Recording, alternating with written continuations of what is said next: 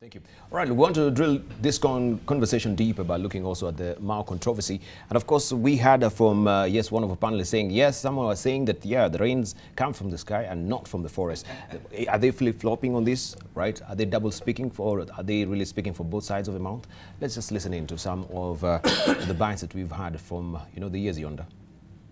Wale wako the other side, they are not our enemies. They are our competitors.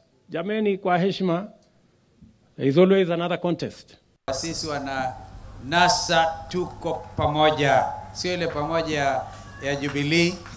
Huu ni umoja marudufu, umoja wenye nia safi, yenye uzalendo mkali kabisa katika nchi yetu ya Kenya. Hatutaenda panduka mahali popote. Kama hatukupanduka wakati ya NASA.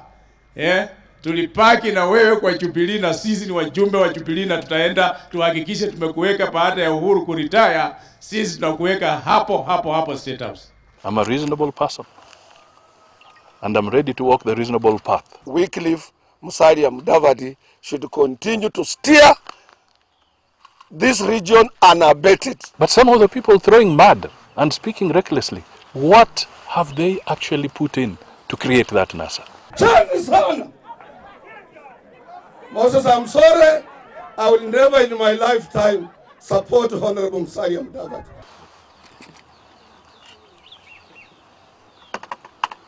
Where do they sit to even try and understand the challenges we in the summit may be going through as we navigate these heavy waters? I have personally struggled at night over this matter of swearing. Kwa sababu watu wananitupia machafu, wanasema watermelon, wanasema sijui nini, yeah? And I'm not an of that. Yeah? The watermelon is a very good fruit, but that's not me. That's not me. Why is it they're forgetting what I've done in 2013 and 2017? Yeah? Why all of a sudden jump to 2007?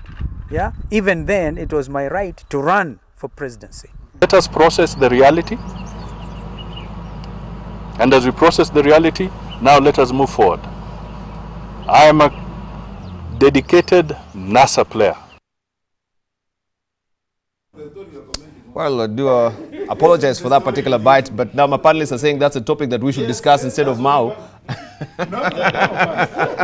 No. Let's turn our focus. We'll actually give you the bites much later. Yeah. But the issue is Mao. Yeah. The issue is Mao. Yeah, that's for another day. You can't play double. Let's start with this topic, then go to the other. No. We'll start for time. Let's talk about Mao. We'll talk about that much later. Of course, it's here. But you must allocate time for it. Okay. It should be our closing topic for today. Now let's discuss Mao. Let's discuss Mao. But we want to be very clear, Dibal, on this one. Yes. Allocate Mao 20 minutes. This story allocated some clean 30 minutes. This is the main story. That's the main story. And you see, your systems are even defined. Thank you. All right, thank you. Thank you. Wasting time. When we come to that subject, I think we will discuss the disunity and problems facing the coalitions. We will discuss that at that point. But right now, let us discuss Mao. On the question of Mao, I think Jared Okello has already captured it. I think this story, the chickens have come home to roost. It demonstrates the insincerity of leadership, particularly right now, the deputy president.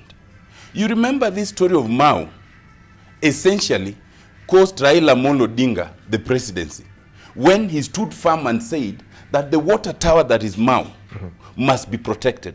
And this is not about politics. He was left standing alone. And then it became a question that he was targeting those who reside around the Mao forest and some of our brothers and sisters basically from the Rift Valley area. And they moved away from him on this count. It is so telling that less than a decade later, in fact barely 5 to 6 years later, it is now the deputy president exercising powers that do not exist in the constitution, is issuing directive similar to what Raila issued then. It is very recent. Dibal, you remember when Raila raised the issue of the effect of the tunnels in Muranga. And I hope you speak to this equally strongly, Senator Matangi. Yes, and when we warned that it is going to have devastating effects on the residents, some of the more courageous residents agreed, including the leaders, but they were quickly browbeaten to submission. Now, what was said barely 3-4 years ago has come to pass. There's an acute water shortage. In fact, I would suggest that Prime Minister Raila goes to Muranga to visit that area and condole and say pole to the residents, but remind them that next time they should listen to him. I think there are certain matters that are beyond politics. Yes. Like issues of environmental degradation like this. When you play politics with it, like they did, we always end up in a disaster, as we are now. All right, let's hear from Boni Khalwale. I was in that parliament, and I'm glad there is a video clip that is currently trending where actually I'm captured speaking to the risk that the the then Prime Minister was running for taking the stand he did. I recall very well, members of the public, that Honorable Paul Sang, Honorable Joshua Kutuni, Honorable Isaac Ruto, Honorable Sakaya Cheriot, and the current Deputy President, William Ruto, they ran rabid on the issue of Mau. They wanted the people to be allowed to go into the Mau and decimate it. It's amazing that today, Ruto is now leading the voices of logic. I think, in short, what we should just say is shame on them. Shame on them again. But then on the positive side, I want to urge the leadership of this country that we should now build on that positive attitude by the Rift Valley leaders so that, one, we remove all illegal settlements from the Mau and other water towers in this country. And two, we don't do it simply by focusing on the poor, but we also go for the big shots who are in the Mau and other water towers, led by one, former President Daniel Moi, who owns a tea estate in the Mau. And finally, but not least, if Raila paid the price for his stand on the Mau, we would like Deputy President Ruto to also pay the price when he attempts to become president for the havoc that he has caused this country. It's not a laughing matter. And Wamatangi, I'm shocked that you are saying this matter is any lesser than the so-called the disagreement in coalitions. No wonder you come from the communities that don't respect forests. If you go to certain parts of this country, and we lead by example, our people embrace agroforestry. There is no place you'll find where a woman, for example, in our culture, can cut a tree in the home or on the farm without the permission of the husband. It is that serious. So people must know that there are success cases in this country which we can borrow from for us to save our country from becoming a desert. Right. Let's hear from Meron Cheriot. That's male chauvinism. Because what special expertise do the men in your community have about trees? It works. There's nothing to be proud. Anyway, that's not a debate that I want to go to. Dibal, there's something that I quickly want to point out to my good friend, and this is with all humility, because I can advise you as a colleague. You know, when you're speaking, there are certain remarks you made about a certain cabinet secretary that is a school dropout, and therefore there's nothing to be proud about him in his life. I want to remind you, Jared, that in your constituency, the people that you represent the literate, mad, and even sober human beings. At every time when you speak as a leader, please be careful lest your remarks be misconstrued to mean that you have a low regard for certain sections of the society. Because even the people that you represent, not all of them are graduates. And I dare say that chances are there are more non-graduates than graduates in your constituency. Are you telling them that they cannot ascend to be anything useful in life when you make such points? Back to this debate about the Mau. This is where we miss the point. And it is because of the conditioning of our minds. Every time we want to talk about conservation, every time we want to talk about environmental issues, the media leads us to reduce it to a political issue. I want to ask you, Debal, why are you talking about the Mau alone? How many forests are in this country? How many have been degraded? But the reason you're picking out the Mau is because you want us to play politics with the environment. I will not be party to such an invitation, Debal. If you want to have a proper discussion on environmental conservation, don't lace it with politics as you're trying to do this morning. The reason why you and your directors want to pick on Mau is because you want to run a certain narrative that I have seen being run over the years, that William Ruto was against the conservation of Mau. Nothing could be further from the truth. The point was plain and simple. And if you do listen to the clip that you played here before this discussion began, he was saying there was no cabinet meeting where we sat down and said we are going to evict people from the forest and dump them on the streets, because it is such half-hearted decisions that have led to the problems. Because when you dump people on the street, what will they do? When the cameras are off and nobody is paying attention to them, as we are so prone to doing with this country, what happens? People go back. And that is what has happened. So, in fact, I dare say William Ruto has been vindicated, because he told the government at that time, listen, he told the government at that time, you cannot remove these people, dump them on the street and say you're conserving the environment.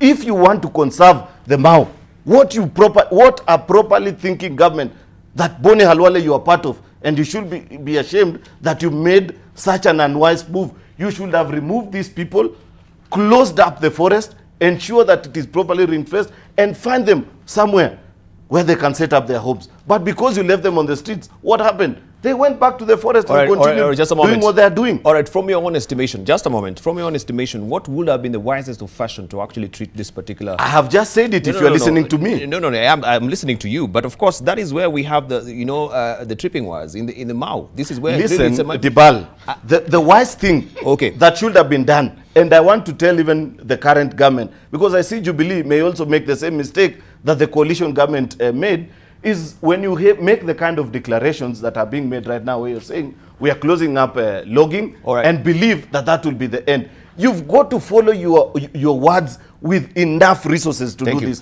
One, to relocate people. Thank you. Two, to replant. Thank you very much. Three, to fence around. You know, you've got to give me enough time. Honestly, Chariot, you don't know these things. No, you're misleading us, Alwale. Listen to me. I look at your age and I know the time the Kano leaders, before you were born, when they were moving the Kipsigis people, innocent poor people, from ancestral land and taking them to the Mau, telling them there is free land to go and settle. You are not yet born. But I remember. You had your chance. All right.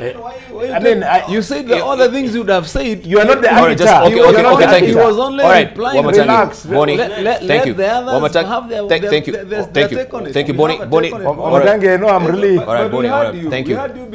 Thank you. All right. In the meantime, let's just hear that particular bit I was talking about before we continue the conversation. Yeah, because you dump people on the streets.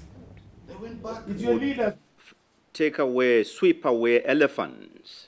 Those rivers now you can walk in your leather shoes. No doubt there will be arguments that this causes economic hardship to those who have invested. But how about the economic hardship that this destruction of forests in our water catchment areas causes to us? There was no meeting in cabinet where it was agreed that people will be removed and they are going to be dumped at the roadside. Tunataka kujua ni nani ana wajumbe wengi ndani ya bunge. Tunaweza kutangaza. The misuse of forest resources is threatening water availability and food security in our country. If it does take us to sleep in, what it requires is for us to sleep in the caves, we shall sleep in the caves. If it does require us to sleep on trees, we shall sleep on trees. All right, so we want to hear from our panelist. He says that you're not finished, okay? Yes, but I want to tell Jared and Otiende that as members of parliament, they need to help us. They need to do more than just coming to a TV show and speaking nice things and playing politics with this issue. I want to see you rise on the floor and tell the government of the day, which I will also do, that we need to see their words backed up by resources. We need to see resources being put to Kenya Forest Service, which I feel needs a new sense of direction and probably new leadership so that they can commit to first ensure that all these illegal invaders are kicked out of the forest. You properly. All right, we have Jared who's next. Thank you very much. You know, my brother Cheriot acts on worst impulses. There's a very good reason why governors, deputies, president, and deputy must be degree holders. There's a very good reason. Very, very good. And I want to believe he's misleading. It is a constitutional No, requirement. there's no constitutional requirement. No. Otiende advised Jared. There is no constitutional requirement for cabinet secretaries to be degree holders. Just wait. Why are you allowing them to mislead us? Just wait. There's nothing like that. I think it is indecorous of you actually to bat in while he's still talking because he's giving you your time. Let him have his head. I was just correcting. Don't correct. I want to believe that he went to school. You'll have the time to correct. Let me also believe that he went to school properly. But suffice to say, when you sit at the cabinet, your main mandate is to come up with policy formulation and the best approaches for the implementation. That cannot be done by my grandmother, who actually dropped out of Form 2 in a very prestigious school in Nyanza. She's a Form 2 dropout, better than some people who got the privilege to rise. So if education... Could you just turn our focus on Mao, please? I think now the back and forth on who should have degrees, it's not really germane. No, I was just putting things into perspective. Otherwise, they would have gone for my grandmother in the village to make her cabinet secretary. But that is not the point. The real issue is the global warming is real. And it is real because we have chosen to deliberately deplete our natural resources, up to and including forests. When this clarion call was made in 2010, way back in 2010, 8 years down the line, people very conveniently so discarded this issue and played politics with it. And as my brother Bonnie has said, the Prime Minister became a victim of that wonderful statement to, rework on our water towers. And I think on the same breath as he has said, every person who castigated such an endeavor must also face the wrath in 2022 going forward. Now, rivers are drying up, and you played a clip where my constituency's river, the only one, River Nyando, is drying up. And now you can actually walk across to the other side. And these are fundamental issues that we must consider. And that also directly links itself with hydroelectric power generation. And that therefore means that Kenyans are going to pay much more in order to have electricity in their homes, in their offices, and in their factories. So this is not a small matter.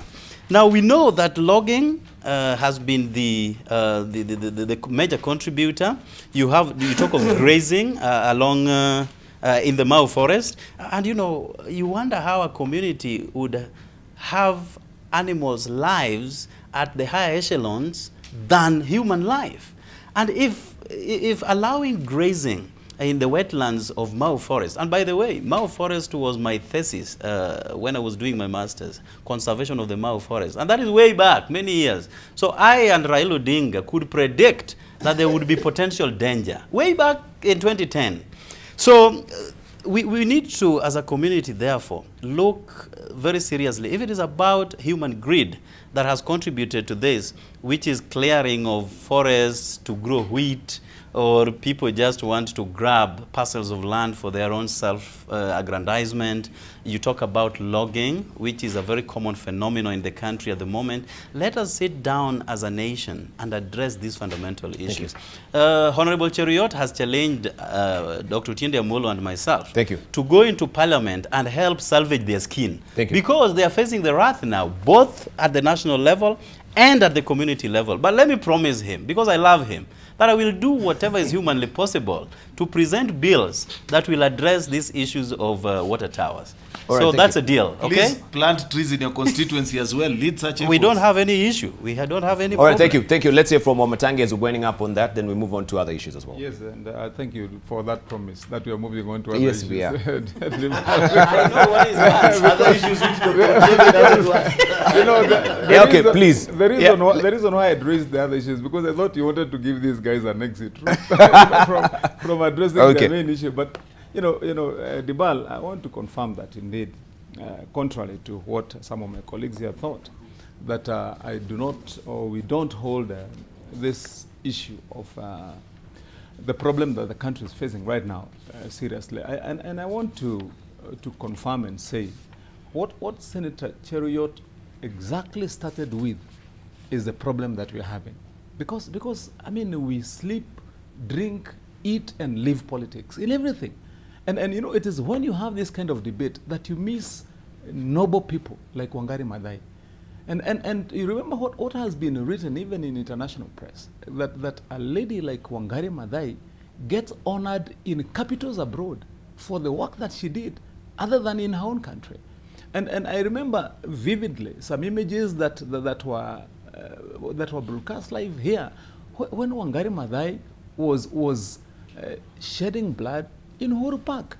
And ask yourself, what in the course of her work was she living in the Mau? She wasn't. She was all over the country. I personally visited a village in Kitui, and when I visited the village, I was surprised that it was so green, it was so lush, and when I was in Kitui, Dr.